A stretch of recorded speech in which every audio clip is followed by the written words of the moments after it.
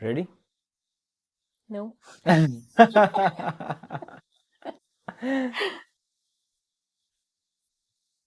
have to see me.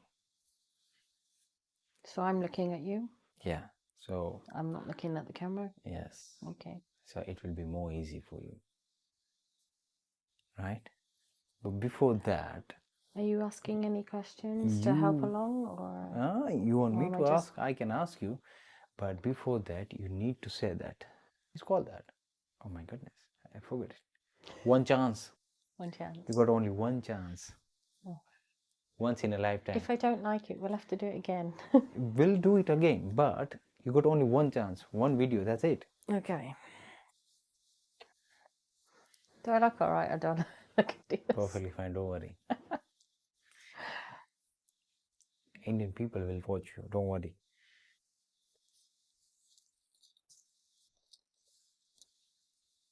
There you go then. Okay. Hi, I'm Fiona, and Legacy Moments UK are filming me today so that they, well, the family and friends can know a little bit more about me. So here we go. My name is Fiona. I was born in Colchester in Essex. My father is English, my mother is Welsh. When I was little, my parents split up and my mother returned to Wales by the time I was 2. So then I learnt Welsh with my family, and I did all my schooling in Wales, so I learnt Welsh. And I enjoyed being in Wales actually. It's a nice little village where people know each other, and villages tend to support one another when it's a very small community. And I remember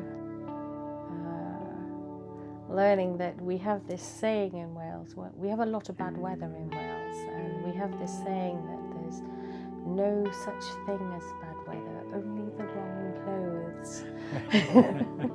So when we went to school and it was, 6 foot high in snow, and we still went to school, we walked.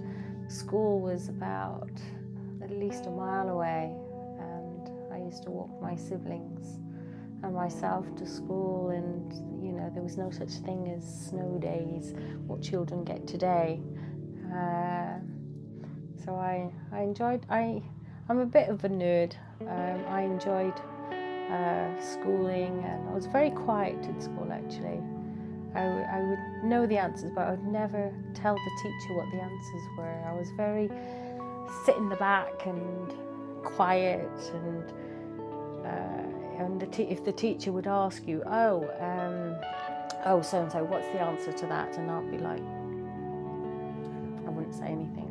I would know it, but I wouldn't say anything because I'd always have that fear of being wrong. And I think that continued until I was about 14. And then I sort of grew into myself and grew a bit of confidence that it's okay to be wrong.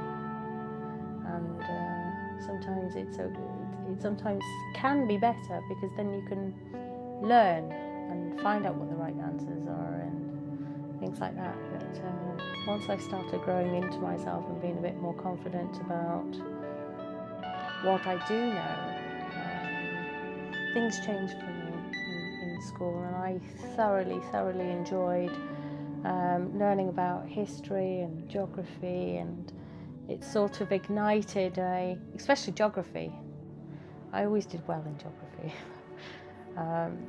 It ignited this something inside of me that I wanted to travel at some point in my life, and thought about what sort of career I'd like that would allow me to do that.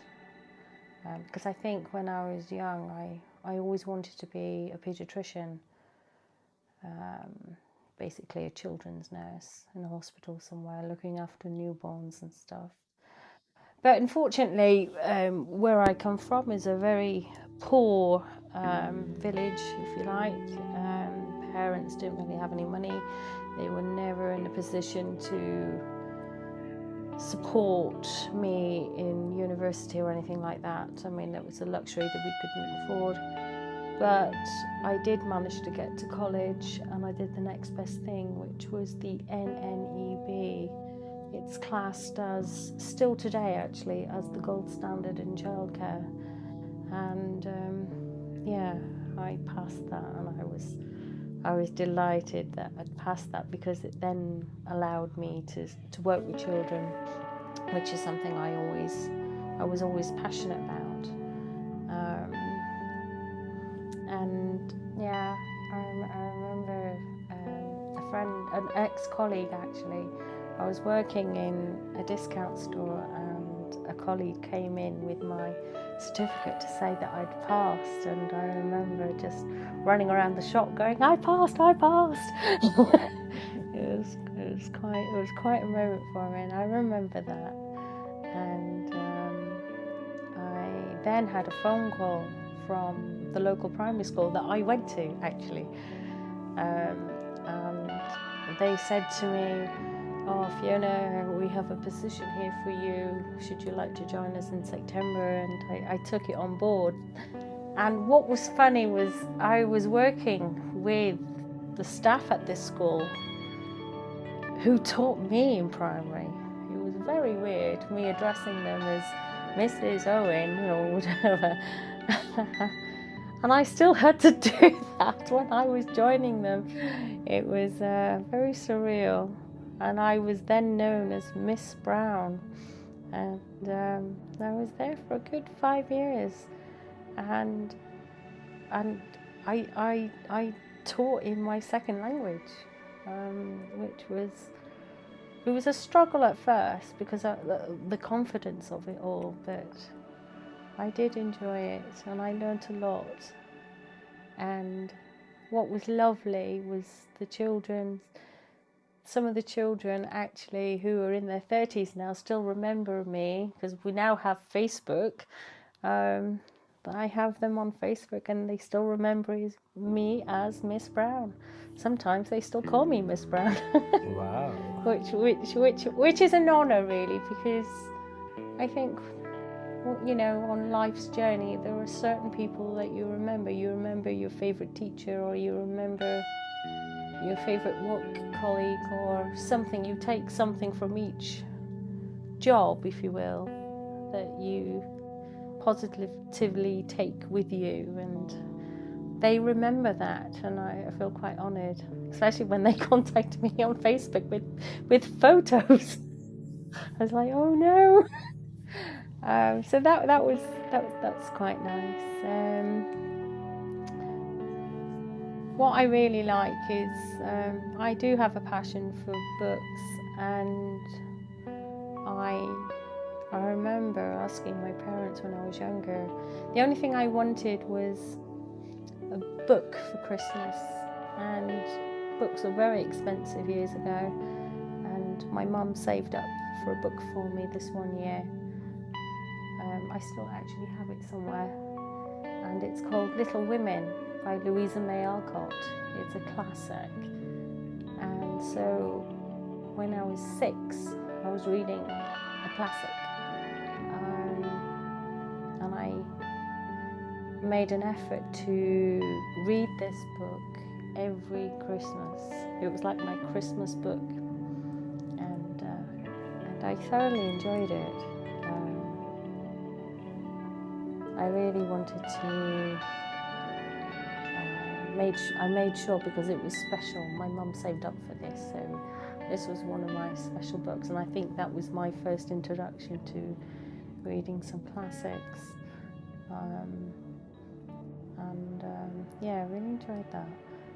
And also learning about different lifestyles and how it was like in the 1847 and things like that. And so there was lots of, I don't even know what the word is.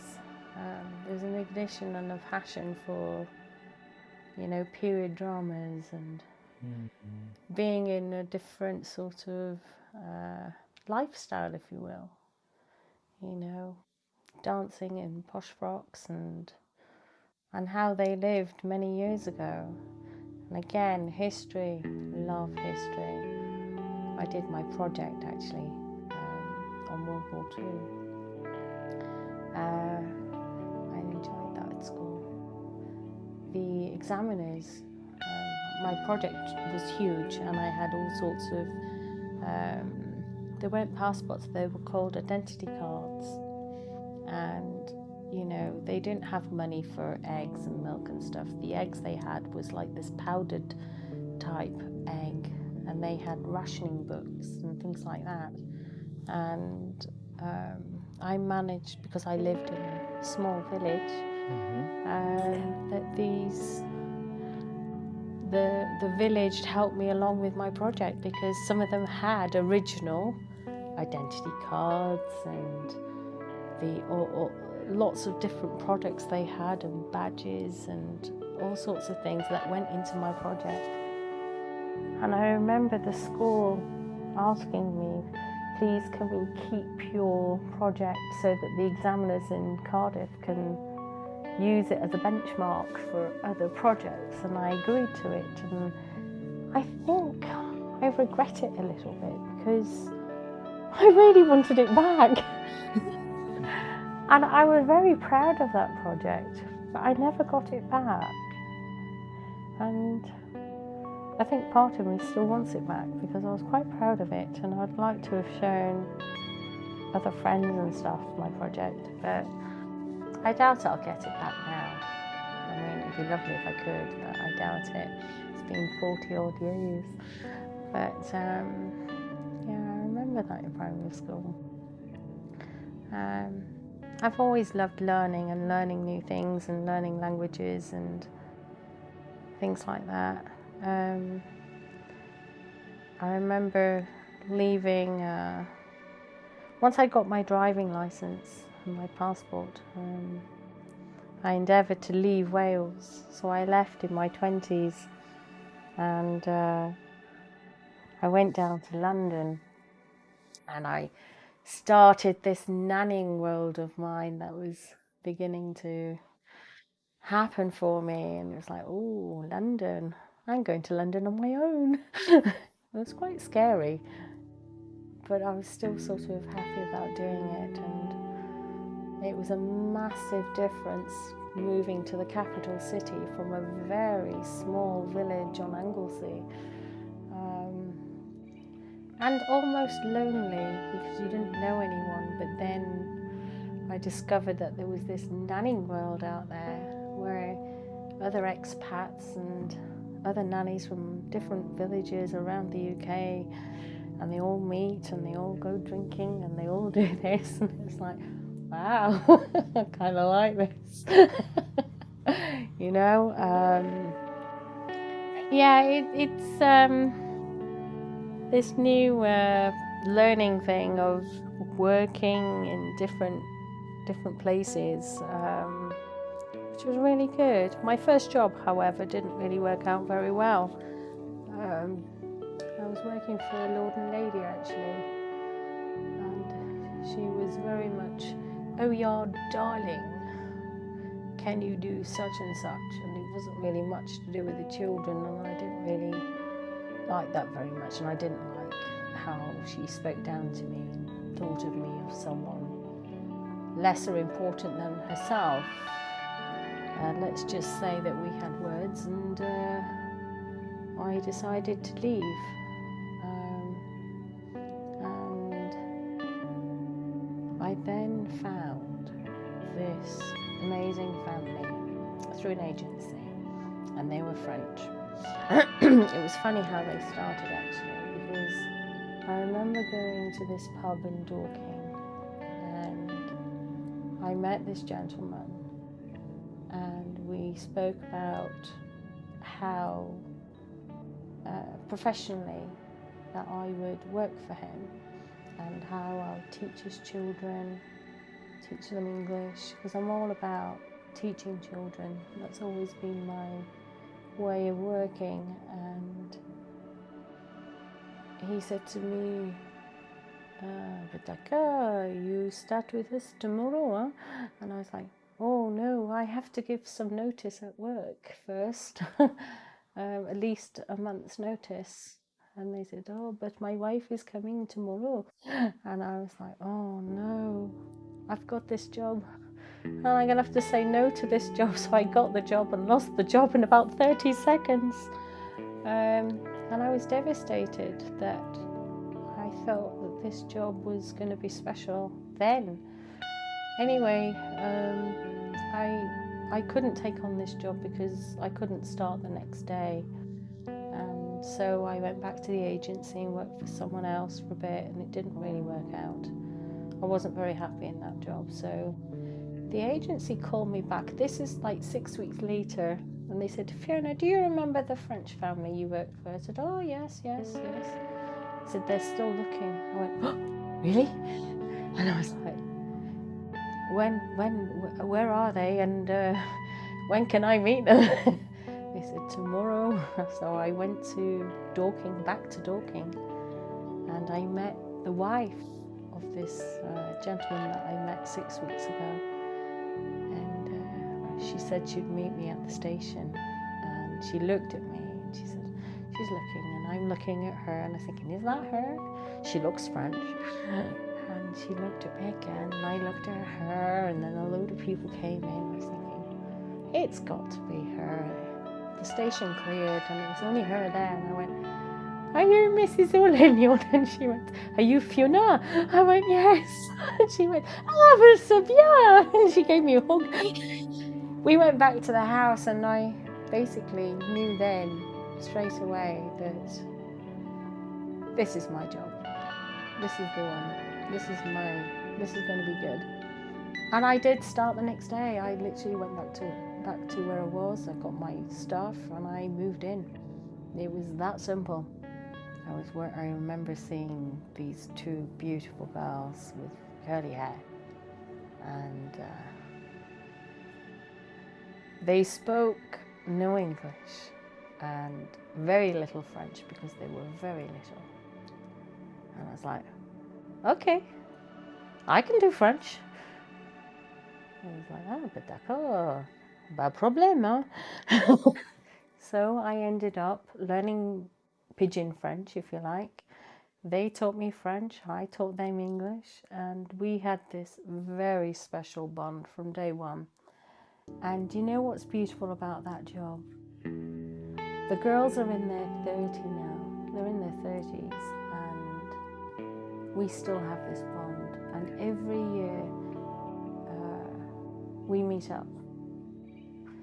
And it's just one of those jobs that was never meant to end.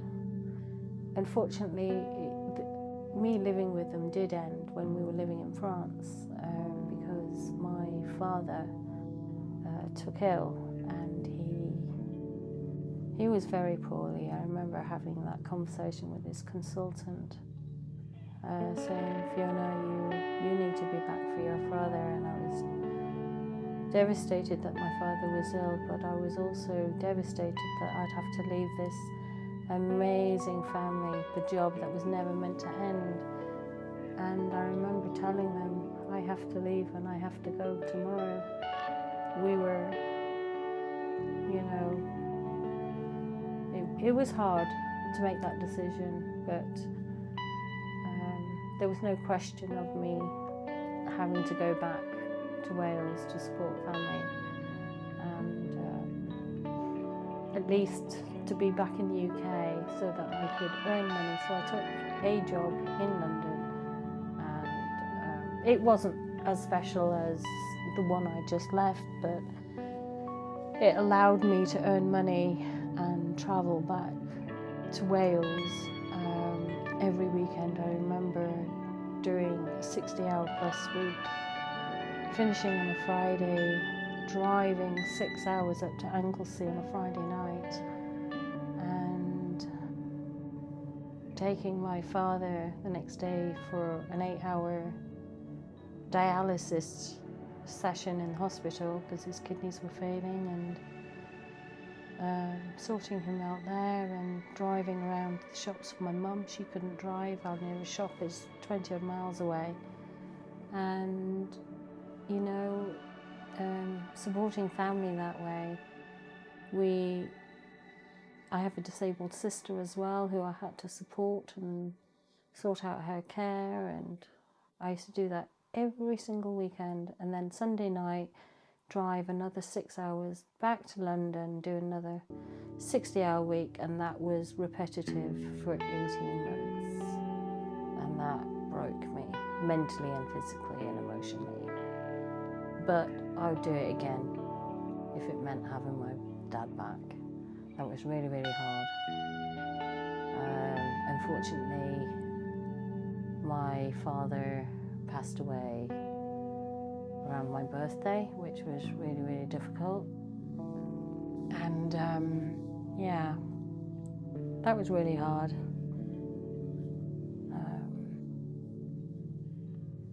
But the family I worked for supported me through that, and I think through that stress and strain for such a long time ended up making me very ill. But we'll discuss that another time, I think. But the other hard time was when I was working as a maternity nurse, was when I lost my mum. That was very hard. I remember that day like yesterday. I don't think I ever got over it because didn't see it coming. It just happened. She went to look after her friend actually. She had her hips done, and my mother, as kind as she was, went to support her, went round her house, offered to make her a cup of tea, because as you know, I think our family is quite special, we all love tea. As we say in Wales, we'll make a panad. Panad is like the Welsh word for cuppa. And my mother put the kettle on, she went to the bathroom, but unfortunately my mother didn't come out the bathroom. She had an aneurysm, and that was very difficult when I got the call. I had to leave a 24-hour shift because I was working 24/6 at the time, and I don't know how I did it, but I managed to drive 6 hours up to Wales, not remembering how I actually drove up there. That was a very difficult time for us. But it's amazing in these times, and I think it's during these hard times you sort of get to realise who your friends and family are. You know, who's there for you and who isn't. But we get through it somehow. And then, what else? Yeah, my family that I was working for at the time were very supportive of me going back there. I ended up not doing 24 hours for them because it was quite difficult. I ended up just doing a day job for them. But,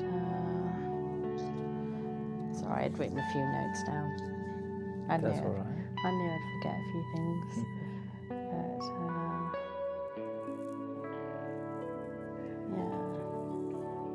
And I think, you know, you sort of know where your friends are, and friends get you through these hard times. They don't have to physically be there, even if it's just a text to say, thinking about you, or here if you need me, or something like that. Because I think when you lose someone, it's not something you fix. I think just knowing someone who can walk beside you so that you're not going through it alone, I think was the most helpful support that I think some families did and friends did for me. It's not about fixing it. It will fix somehow. But just knowing that you're not alone, I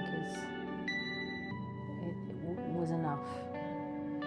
And I think it changed me from there on in, that I wanted to be the better version of myself through my own struggles. And I know how I felt at those times, and I would never want someone else to feel that they're alone when they're struggling. So if I gave someone at least emotional support, or just to be supportive on the sideline, or because you never know what people are going through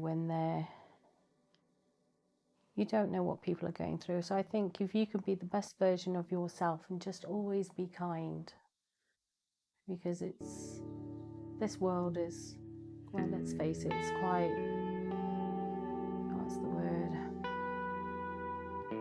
Well, it's not always nice. And I think to have self-growth is probably the biggest thing you can do for yourself. Is always show kindness, and always be truthful, and always be there for someone, even if you can't fix it. And I've learned this myself, so it's sort of, okay, well, that's what I can do for other people. Try and make this world a better place to be. And at least I don't have children of my own or a partner, but I can do it for families and my friends, and I'll always endeavour to be the best version, and always be a good friend for people, because I've known some people not have any friends. So, and I know what it's like to be on the outside. So, and I always try and impose that at work as well, where I currently work. Always show kindness and support at work, and be a good team, because sometimes it can be lonely.